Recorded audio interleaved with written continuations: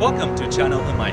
I'm Andy Liu in Washington, D.C. Huawei Technologies was founded in 1987 in southern China.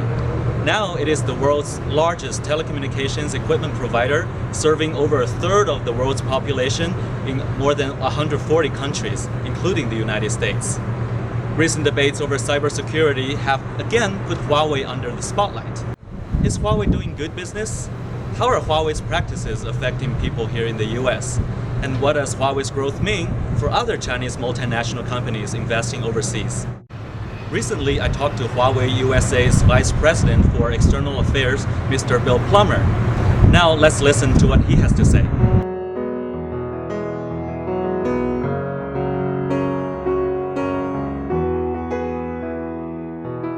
Whether you're a company like Huawei, or Ericsson, or Cisco, or Alcatel-Lucent, or Nokia, you're global. That's the upside of globalization. The potential downside is that we also all face common challenges. We have global supply chains. We are conducting research and development and coding software in countries all over the world. So the concerns about the integrity of networks are very real, but suggestions that they are somehow limited to certain geographies or companies with a heritage in a certain geography are very much distractions, and they're politically driven.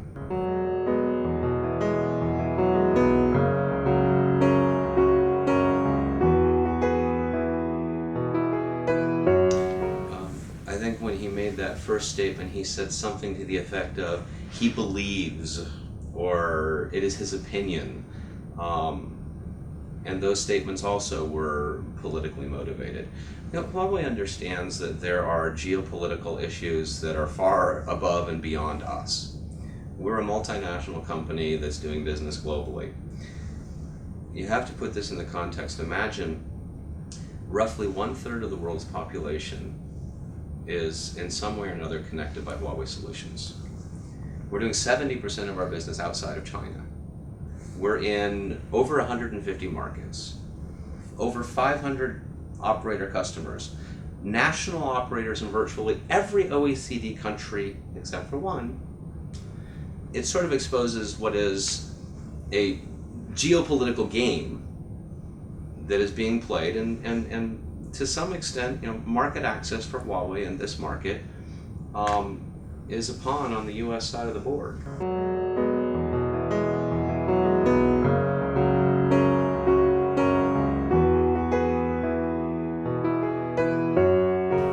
You made reference to other markets. I think in the UK, it's been a very pragmatic approach to concerns related to the integrity of networks. And there's a benefit to taking a pragmatic approach. There's a reason why Americans pay 3 times as much for their mobile broadband as do Europeans. There's a reason why Huawei invested an additional $2 billion in the UK last year when our CEO met with Prime Minister Cameron. There's a reason why Huawei will be doubling its employment in Europe to 15,000 in the next 3 years. There's a reason why we opened a new R&D center in Ireland at the end of last year and in Finland at the beginning of this year. Markets that are open to competition and take a pragmatic approach to security issues are markets that are going to benefit. But the approaches that we've heard from a political minority here in the US, blackballing companies by virtue of their geography of headquarters, those don't solve the problem in a world where every company building telecom gear is global and subject to the same common global vulnerabilities. We need to raise the bar for everyone. That is a pragmatic and effective approach, which has been adopted and is being adopted in most markets. Although Huawei has a limited market share here in the US, it's not giving up this market due to its high strategic value. 7 out of Huawei's nearly 30 research and development centers are located here. The US government has also grown more understanding of Chinese investors. Despite all the progress made, there seems to be more that Huawei needs to do to build trust with America. The US has issues with China, and China has issues with the US. And to, and those issues are so broad and vast and far beyond Huawei and far beyond even telecom. And we get caught up in the middle of that because we happen to have a heritage in China. But again, you have to, and part of this is helping folks that are politically minded understand that a company like Huawei, we did $35 billion in business last year, globally.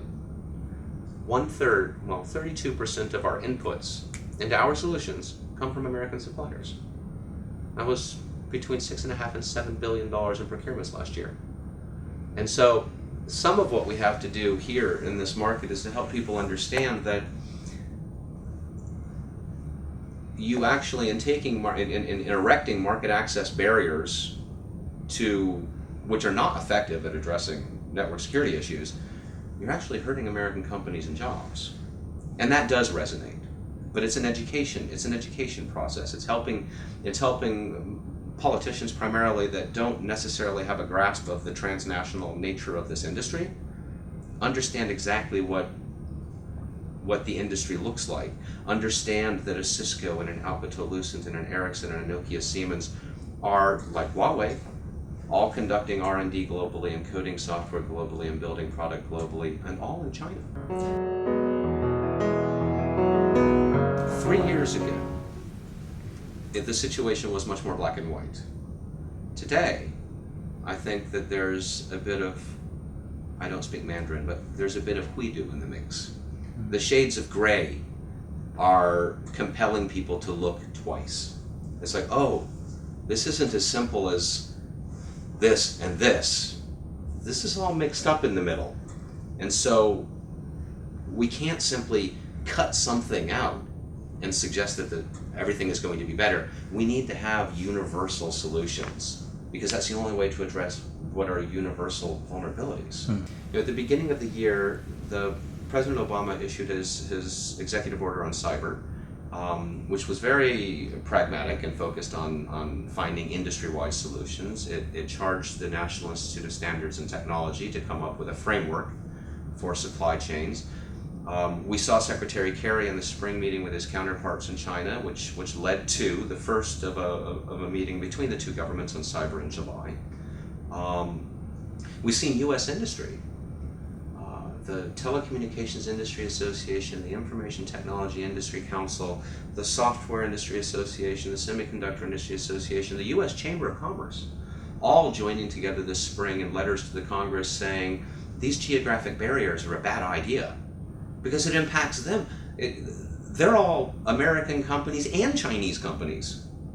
And moreover, they don't want to see reciprocal type actions taken in other markets. So the geopolitics is a thing that has existed, but now we're starting to see rational thought breaking out all over. A father of 8 children, Bill Plummer served as a U.S. Foreign Service officer in Latin America and Europe for 7 years, and then with the European telecom giant Nokia for 12 years before he joined Huawei in 2010. When I asked Bill how much his unique profile helped Huawei's growth in the U.S., he then emphasized the company's open and engaging culture as the primary reason for its success. His point may well resonate with other Chinese multinationals, as more and more of them are going out of China only to find themselves mired in controversies. Huawei today, or Huawei when I joined 3 years ago, 3+ years ago, and still today, reminds me a lot of Nokia when I joined that company in '97. It's young, it's vibrant, and to some extent that comes with some, dysfunctionality is the wrong word.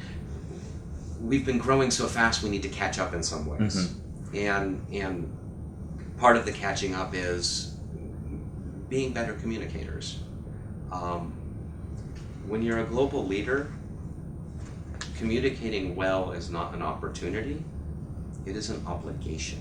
It is what is expected of you. And communicating takes bravery.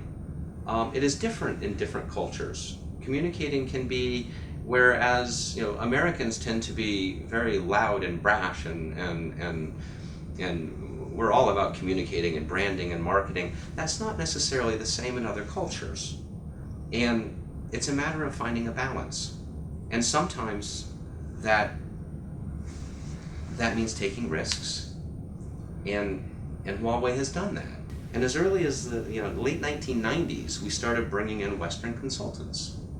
Major consulting firms to help us sort of re-engineer the company and the processes to make us recognizable to a non-Chinese company. And everything from hiring practices to logistics.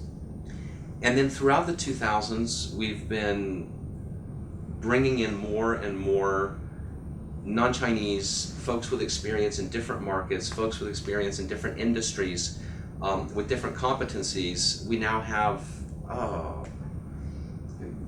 somewhere between 25 and 30,000 of the employees in the company that are non-Chinese, and you start seeing more of, it's a win-win for the company and for the employees, because we're starting to see this blend of skills and experience that has created a very unique company, which is a multinational company with a heritage in China.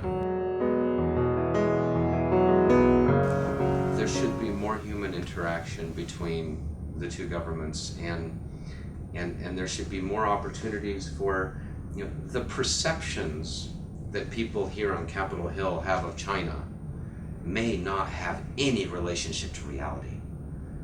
And if you dropped them down in the middle of Shanghai, they'd be shocked, because the perceptions that they have of China is of a China 30 years ago.